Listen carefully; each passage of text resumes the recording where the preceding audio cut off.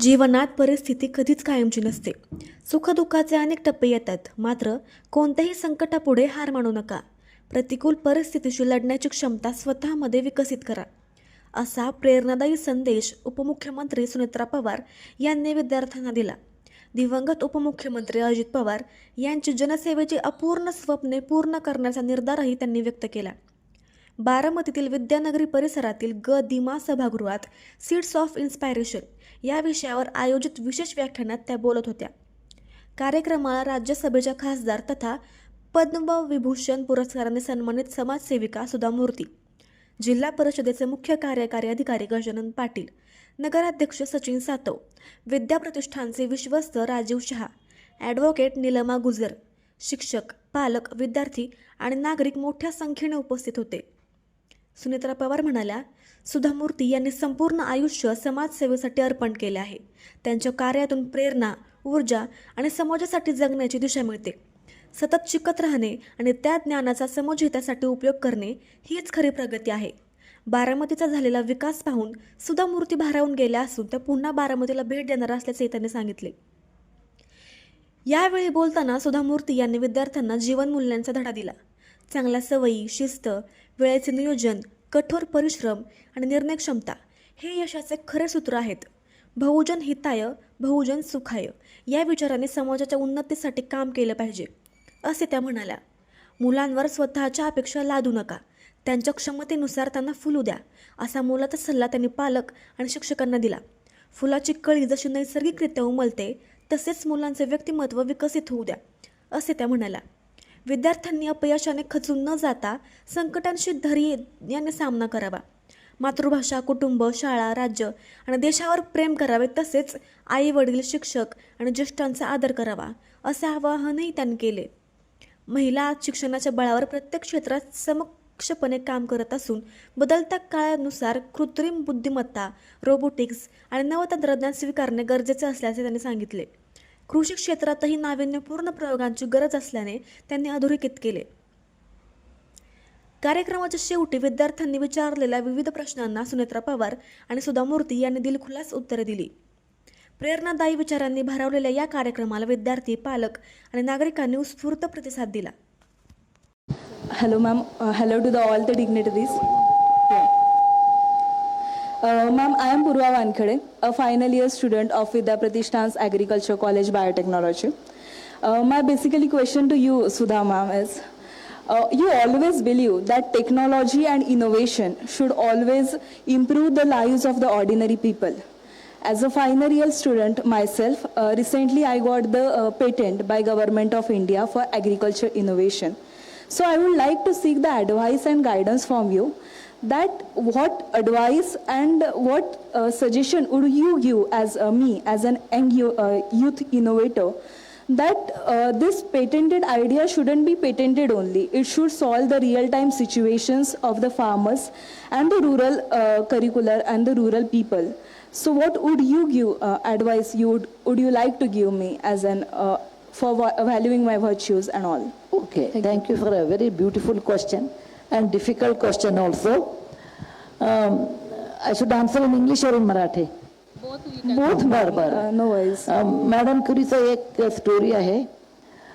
सगळे everyone told her, madam, you have found out cure for cancer by radiation because she found out the isotopes and you should patent it because it will fetch you a lot of money and you will have a big name. She thought for a moment and she told, no, I don't want a patent because people suffer from cancer.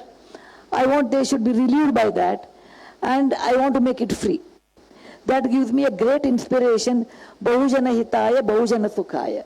So if you are going to do something good for farmers, and farmers are backbone of India and they are annadata, and without annadata whatever money you earn, if you don't have one handful of rice, आता कितीही तुम्ही श्रीमंत असो, किती श्रीमंत असो, तुम्हाला एक भाकरी नसले तर, एक मुष्टी अन्न नसले तर तुमचं जीवन सुंदर होत नाही. तुम्हाला माहित आहे मिडास टच म्हणून, त्याच्या एवढं गोल्ड होतं त्याच्याकडे आणि असले तर पण तो काय केला, मला खायला काही होत नाही. खाणं आणि हे आहार अन्न हे आहे ना, हे परब्रह्म आहे. त्यामुळे फार्मर्सना विशेष महत्व आहे. So if you are having a patent, if it is bahujana hitaya bahujana sukhaya, by that many people will be benefited in the society. I think you should make it free, give it to people. But to get patent or to do innovation, you require following things. Number one, consistent follow-up. You don't innovate in a day. It takes many days, many months, sometimes years. Okay? You should have patience for that. One of the reasons I always respect Sunitra, because she has a tremendous patience. Patience nowadays is very difficult to get, because we are all Gen Z kids plus alpha. Okay? You press a button, you get the reply. Press a button, you can see on your video. But life is not press a button. Innovation is not a press a button. You have to spend lot of time with failures and success. And you should, when you do that, then only there is a chance of getting an innovation. So I will tell, number one, you should have patience. Number two, if it is bahujana hitaya, then it is better that you give it free. Thank you. धन्यवाद. अध्याय म्हटलं तर तत्वज्ञानीच म्हणायला पाहिजे. खरं तर आता वारीचे दिवस आले, त्याच्यामुळे ह्या सगळ्या गोष्टी आणि शब्द बहुतेक तिने ऐकलेले असावेत. जीवनामध्ये प्रत्येकाच्या आयुष्यामध्ये वेगवेगळे पाडाव असतात, वेगवेगळे अध्याय असतात. प्रत्येकाचं जीवन हे वेगळं येतं आणि परिस्थितीप्रमाणे बदलत जातं. तसं माझंही जीवन आणि माझ्याही आयुष्यामध्ये अनेक अध्याय आहेत. अनेक अध्याय तर बारामतीकरांनाच माहिती आहेत. त्यामुळे माझ्या वडिलांनी लहानपणापासून ही शिकवण दिलेली आहे की आम्हाला कधीही लहानपणापासून, आता आपण महिला हक्क, महिला सक्षमीकरण वगैरे सगळ्या गोष्टी बोलतोय आणि त्यासाठी झटतोय सगळ्या थरांमधनं, पण माझ्या वडिलांनी लहानपणापासून आम्हाला मुलामुलींना आणि सर्वधर्म समभाव अशी शिकवण दिलेली होती.